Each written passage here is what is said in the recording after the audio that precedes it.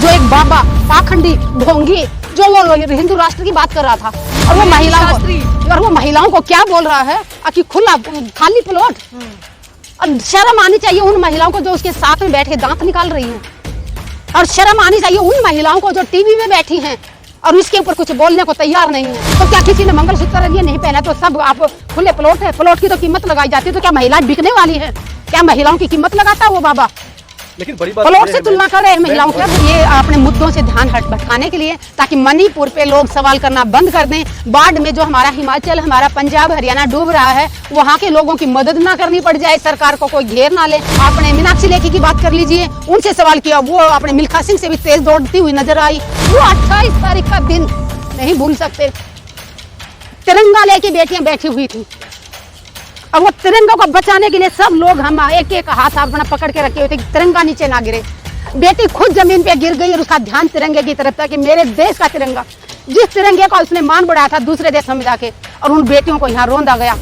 वो मैं कहूँगी कि अंग्रेजों ने भी इतनी वो बर्बरता नहीं दिखाई होगी जितना आज की सरकार ने दिखाई है। ये लोगों ने बहुत अच्छा काम किया है देश के लिए, तो जनता दोबारा इनको लेके आए, और जनता को सामने दिख रहा कि भूखे मर रहे हैं लोग, स्कूलों बच्चों को रोजगार नहीं है, माताएं बहनें बिल्कुल सुरक्षित नहीं है। आप पहलवानों के हाथ पैर तो तोड़ सकते हो, लेकिन उन बेटियों का हौसला नहीं तोड़ सकते। बेटियों ने देश के लिए मेडल लाके उस अपराधी के मुंह पे एक जोर का तमाचा मारा है, तमाचा। ध्यान से सुन लीजिए इस बात को। जो कहता था कि मैंने इनको खिलाड़ी बनाया है, कह रहा था मैंने खिलाड़ी बनाया है, और 15 रुपए कीमत लगा रहा था। मेडल ना कभी खरीदे जाते हैं ना बेचे जाते हैं, मेडल कमाए जाते हैं, और वो हमारी भारतीय खिलाड़ियों ने दिखा दिया। और मैं चुनाव आयोग से अपील करती हूँ कि मतदान अगर पर्ची से हो, बैलेट पेपर से हो, तो शायद देश जो चाहता है वो।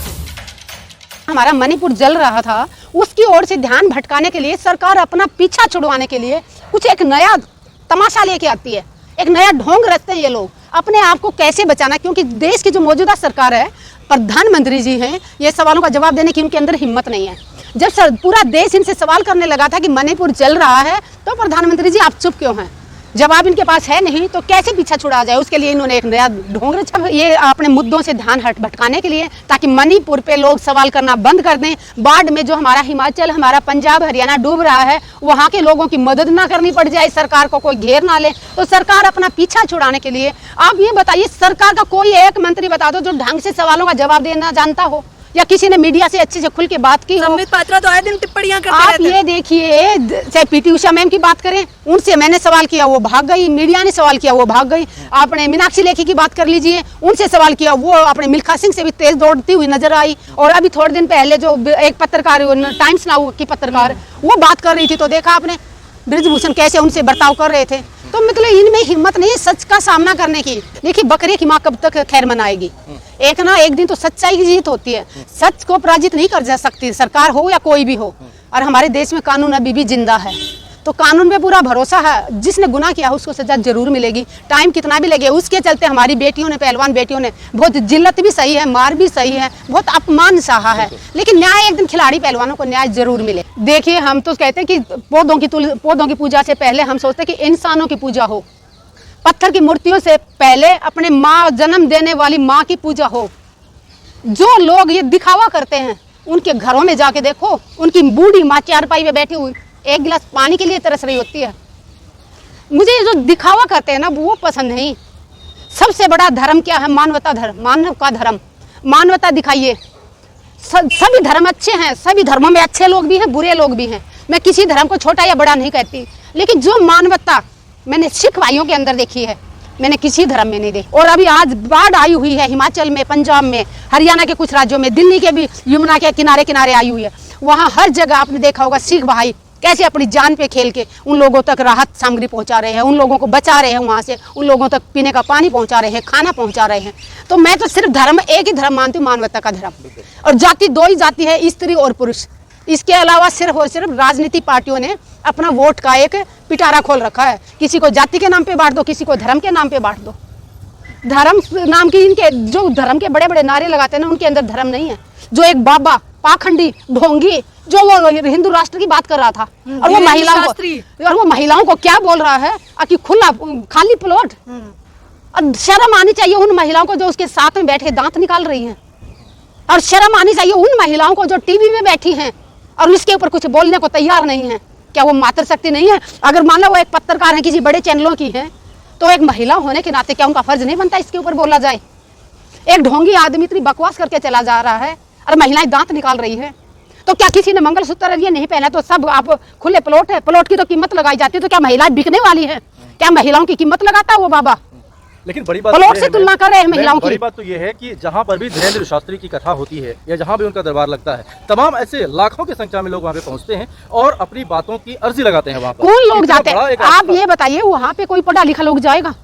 पढ़े लिखे लोग नहीं जाएंगे। जो अपने दिमाग से कुछ सोचने की शक्ति रखते हैं वो लोग वहां नहीं जाएंगे। ये ही तो सरकार चाह रही है कि पढ़े लिखे लोग सरकार से सवाल करते हैं। इसीलिए तो सरकार चाहती नहीं कि हमारा देश के बच्चे युवा पढ़ें और आगे बढ़ें। इसीलिए तो सरकार स्कूलों को बंद कर रही है, गवर्नमेंट स्कूलों को सबको बंद किया जा रहा है। ये चाहते कि ज्यादा से ज्यादा पूजा स्थल बने देश में, ना तो हॉस्पिटल बने, ना ही स्कूल बने, ना यूनिवर्सिटी बने, ना कॉलेज बने, सिर्फ पूजा स्थल बने। पूजा करने से क्या लोग आगे विकसित हो पाएंगे? अगर हमारे जो वैज्ञानिक हैं, जो बड़े बड़े वैज्ञानिक, अभी कुछ दिन पहले चंद्रयान का तीसरा का उसका प्रशिक्षण किया गया, लॉन्च किया गया, अगर वो भी ऐसी पूजा मंदिर में बैठ के या गुरुद्वारे में बैठ के या उसमें बैठ के सिर्फ पूजा ही पूजा की होती, भगवान के भजन ही सुने होते, तो क्या वो इतना बड़ा कामयाबी हासिल कर पाते? अच्छा मैम, मुझे जानना है क्योंकि मैंने देखा कि आप जिस प्रकार से भावुक हो जाते हैं, जितने लोग देख रहे होते हैं कमेंट बॉक्स में भी वो हमदर्दी जता रहे होते हैं। इस बार जिस प्रकार से धीरेन्द्र शास्त्री बयान दे रहे हैं महिलाओं पे, क्या आक्रोश आ रहा है, भावुक हो रही हैं? नहीं, मुझे गुस्सा आया ना, इसीलिए तो मैंने ढोंगी बाबा बोला। मैं तो उनका नाम भी नहीं जानती, लेकिन ट्विटर पे मैंने जब एक देखा, ऊपर लिखा हुआ था, मैंने तो उसका वीडियो भी नहीं सुना, लेकिन ऊपर जो जिसने भी शेयर किया था उसने लाइनें लिखी हुई थी कि महिलाओं को ये शब्द बोले गए हैं। वो ही बोल के खून खोल रहा है। कि नेशनल चैनलों में बड़ी बड़ी हमारी एंकरेस बैठी हुई है, वो क्या कर रही है? क्यों उनका मुंह बंद है? महिला होने के नाते महिलाओं के ऊपर तो कम से कम बोलिए। क्या तुम अपने मालिकों की इतनी गुलाम हो?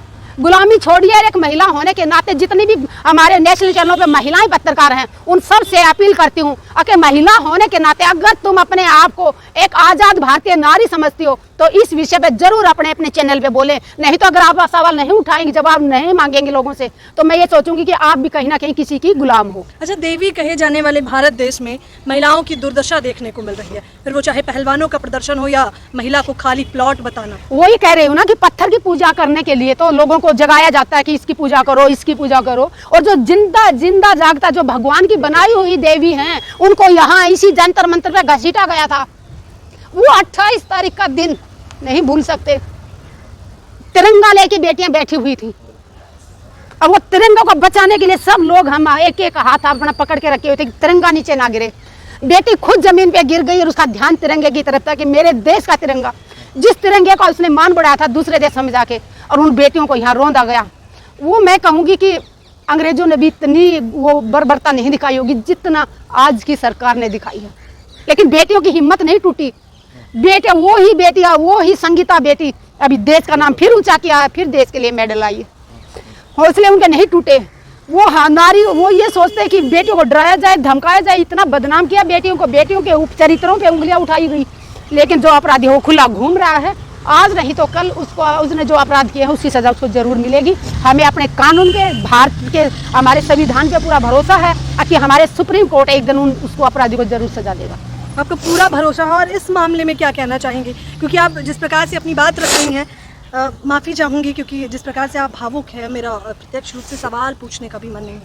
आप एक एक शब्द जिस प्रकार से रख रही हैं, क्या कहना चाहेंगी? पहलवानों के प्रदर्शन की अगर हम बात करें तो अब आगे क्या होगा? एक अगर पत्रकार सवाल भी पूछता है तो उसका हाथ तक तोड़ने की हिम्मत रखते हैं ब्रजभूषण। पहलवान के हौसले को नहीं तोड़ सकते आप। पहलवानों के हाथ पैर तो तोड़ सकते हो, लेकिन उन बेटियों का हौसला नहीं तोड़ सकते। और वो ही हौसला बेटियों ने देश के लिए मेडल लाके उस अपराधी के मुंह पे एक जोर का तमाचा मारा है। तमाचा, ध्यान से सुन लीजिए इस बात को। जो कहता था कि मैंने इनको खिलाड़ी बनाया है, कह रहा था मैंने खिलाड़ी बनाया है, और 15 रुपए कीमत लगा रहा था।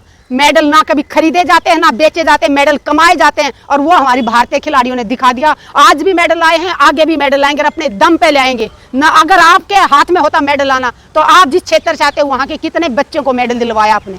तो मैम फिर ये क्या समझा जाए कि देर ही सही लेकिन इंसाफ जरूर मिलेगा। जरूर एक दिन सच्चाई की जीत होगी। तकलीफें बहुत आई हमारे ऊपर, मैं पहले भी कह चुकी हूँ। हो सकता है आने वाले समय में अगर हम जरूरत पड़ेगी तो दोबारा फिर आवाज उठाएंगे, लेकिन कोर्ट में अभी हमारा केस चल रहा है। कोर्ट में भरोसा है कि बेटियों को, खिलाड़ी पहलवानों को न्याय एक दिन जरूर मिलेगा। मैम 2001 पर कितना असर पड़ने वाला 2024 का इलेक्शन पे इसका?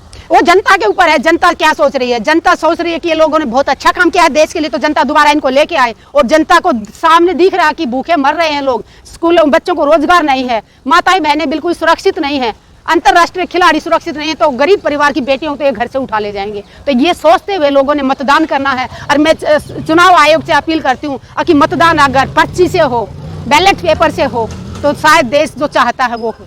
मैम, जिस तरह से फ्रांस गए मोदी जी, वहाँ जयकारे लगे, बहुत धूमधाम से उनका स्वागत, क्या कहेंगे? जयकारे क्यों ना लगेंगे? अगर हम फ्रांस से इतने करोड़ों रुपए का हथियार खरीद रहे हैं, तो अगर किसी दुकान पे आप सामान लेने जाते हो, दुकानदार आपको प्यार से नहीं बोलेगा, आपका मान सम्मान नहीं करेगा, इज्जत नहीं करेगा, तो आप अगली बार उस दुकान से सामान लेने नहीं जाओगे। अगर हम उस देश को करोड़ों का फायदा पहुंचा रहे हैं तो क्यों ना सम्मान करेगा, करना पड़ेगा, मजबूरी है फ्रांस की।